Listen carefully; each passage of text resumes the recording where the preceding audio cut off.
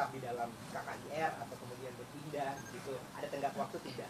Nah kalau ke Mbak Puan terkait dengan pertemuan dengan PKB ini, apakah memang ada pesan spesifik dari Bu Mega untuk disampaikan kepada Gus Muhaimin spesifik ke PKB, itu ada nggak Mbak? Monggo Cak. Ya sebetulnya politik itu kan bukan soal waktu. Waktu itu ujungnya adalah pertengahan Oktober. Disitulah finishing dari semua proses dinamika yang sedang kita lakukan hari ini. Sehingga bagi saya kebersamaan dengan PDIP itu ibaratnya akan terus terbuka, cair dan seperti keluarga sendiri. Sehingga kalau toh nanti ada titik temu baru antara PDIP dan PKB, tentu saya akan bicarakan dengan Pak Prabowo. Kapan dan bagaimana misalnya. Tapi sampai hari ini kita terus berproses, berdinamika, berdialektika. Sampai pada nanti kalau ada kesimpulan yang serius gitu, baru saya ajak bicara Pak Prabowo.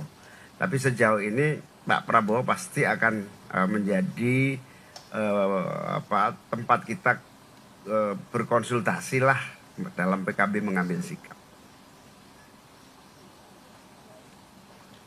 Udah. Ya kalau buat PDI Perjuangan kami membuka pintu.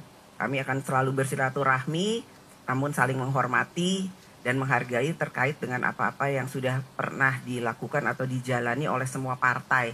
Karena semua partai itu pasti mempunyai strategi, punya target, punya visi dan cita-cita masing-masing.